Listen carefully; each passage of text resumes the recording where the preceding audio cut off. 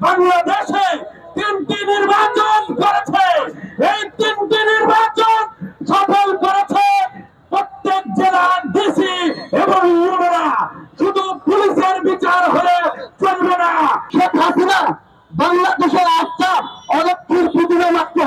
14টা বছর সারা দেশকে লুটতরাজ করার মাধ্যমে তারা আমাদের গুন্ডা বন্ধদের দিয়ে বেগম পাড়া সেকেন্ড হোম মালয়েশিয়া সিঙ্গাপুরে এসে দাঁড়িয়েছে।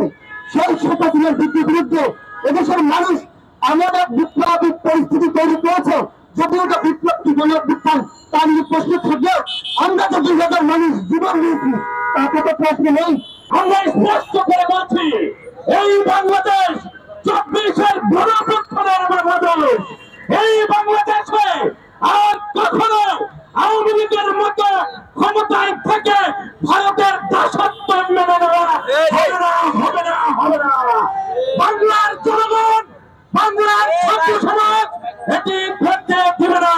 প্রিয় সাংবাদিক বন্ধুগণ, আপনারা জানেন আওয়ামী লীগ সরকার ক্ষমতা থাকায় অবস্থায় বাংলাদেশের প্রত্যেকটা নির্বাচনে যে ডিসি ইউনোরা জড়িত ছিল তাদের বিচার করতে হবে। যদি এই সরকার তাদের বিচার করতে ব্যর্থ হয়, তাহলে এই সরকারের বিরুদ্ধে সাধারণ শিক্ষার্থীরা, এই 24-এর গণঅভ্যুত্থানকারীরা অনাস্থা জারি করবে। আমরা স্পষ্ট করে বলতে চাই, সেই সব জেলার ডিসি এবং ওসিরা, থানার ওসিরা এখনো আওয়ামী লীগের এজেন্ডাদের নিয়ে, আওয়ামী লীগের সাবেক নেতৃবৃন্দদের নিয়ে মিটিং করছেন। তারাও সাবধান হয়ে যান। আমাদের কাছে প্রত্যেকের তথ্য আছে, যদি সাবধান না হন প্রত্যেকের দুটি চেপে ধরা হবে। সংগ্রামী ছাত্র জনতা, যে কোন রকম ষড়যন্ত্রকে রুখতে বাংলার জনগণ, বাংলার ছাত্র জনতা প্রস্তুত রয়েছে। জন্ম যখন হয়েছে মৃত্যুবরণ করতে হবে। এই মৃত্যুবরণ যদি রাজপথে হয়, আমরা সেই মৃত্যুবরণকে বরণ করে নিতে প্রস্তুত হয়েছি। সেই অলক্ষীর প্রতিমা শেখ হাসিনাকে বাংলাদেশ থেকে বিসর্জন দেওয়ার পর মোদী আশ্চর্যজনক ভাবে সেটাকে পূজা পার্বণ করার জন্য ভারতে নিয়ে গিয়েছে। এই অলক্ষীর প্রতিমা যারাই পূজা করবে তাদের জন্য বাংলার বই আনবে। তার স্পষ্ট প্রমাণ হচ্ছে হাসিনা বাংলাদেশে যাওয়ার পরে এক হিন্দুত্ববাদী রাজনীতির প্রচার ঘটার পরে 2 দেশ অস্থিতিশীল হয়ে গেছে।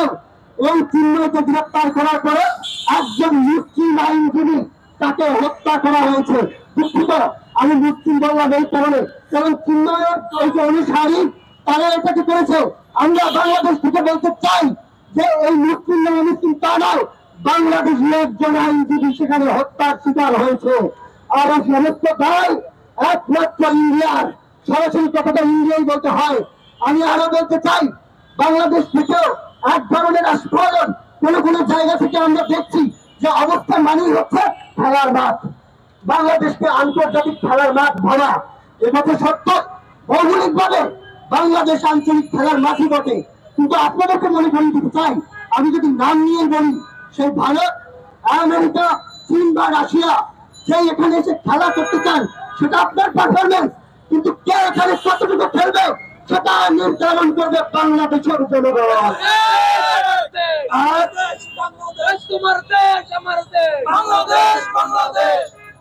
একবার যখন আমরা এই হাসিনার ফ্যাসিবাদী শাসনকে হটিয়ে রক্ত দিতে শিখেছি, সেই খেলায় বাংলাদেশের পক্ষেই একমাত্র বিজয়ী হবে। বাংলাদেশের মানুষ তার ভবিষ্যৎ নির্মাণের জন্য এই রাষ্ট্রের সংস্কারের আলাপ তুলছে, এমন একটা ব্যবস্থা নিয়ে আনতে চাচ্ছে যেখানে হাসিনার মতো ফ্যাসিবাদ আর পুনঃপ্রতিষ্ঠা হওয়া সম্ভব নয়। ভারত পরিকল্পিত ভাবে সেই সময় দেশকে অস্থিতিশীল করার চেষ্টা করছে। আমি বাংলাদেশের হিন্দু মুক্তি, বিশেষ করে জগন্নাথ হল থেকে আমাদের হিন্দু ভাইদের যে মিছিলটি এই ভারতীয় আগ্রাসনের বিরুদ্ধে বের হয়েছে, তাদেরকে ধন্যবাদ জানাতে চাই। একই সাথে ভারত এবং বাংলাদেশের সমস্ত হিন্দুদেরকে এই সমস্যা মোকাবেলা করার জন্য ইস্পাত কঠিনত্ব ঘটার জন্য আহ্বান জানাই। কিন্তু দাবি মূলত ব্যর্থী, সেই জায়গা থেকে মমতা বন্দ্যোপাধ্যায় জাতিসংঘের শান্তিরক্ষী হিসেবে সেই সেনাবাহিনী আমাদের দেশে আহ্বান করার মাধ্যমে সেই অভিভক্তপূর্ণ দেখিয়েছেন আচরণ, সেটা আমরা আমাদের ব্যানারে লিখেছি, তার নিশ্চয় ক্ষমা চাইতে হবে। দ্বিতীয়ত এই আতঙ্কবাদী যেটা আমাদের দেশে বলি আমরা জঙ্গি, সেই আতঙ্কবাদী জঙ্গি হামলা যেটা আমাদের উপর হাইকমিশনে হয়েছে তাদেরকে বিচার করতে হবে এবং সেটা বিশ্বাসজনকভাবে ফালতু করে বিচার দিতে হবে না, যেটা তরুণীর লাশের ক্ষেত্রে দেখেছি। আর তৃতীয় যে আলাপ সেটা হচ্ছে সীমান্ত সমস্ত রকমের হত্যাকাণ্ড তাদেরকে বন্ধ করতে হবে। আর এই সমস্ত বিষয়ের আলোকে সর্বশেষ আলাপ আধিপত্যবাদের রাজনীতির বিস্তার মাথা থেকে নদীকে ছেড়ে দিয়ে সম্পর্ক হবে শুধুমাত্র লেনদেনের ভিত্তিতে, সেই চিন্তা করতে হবে।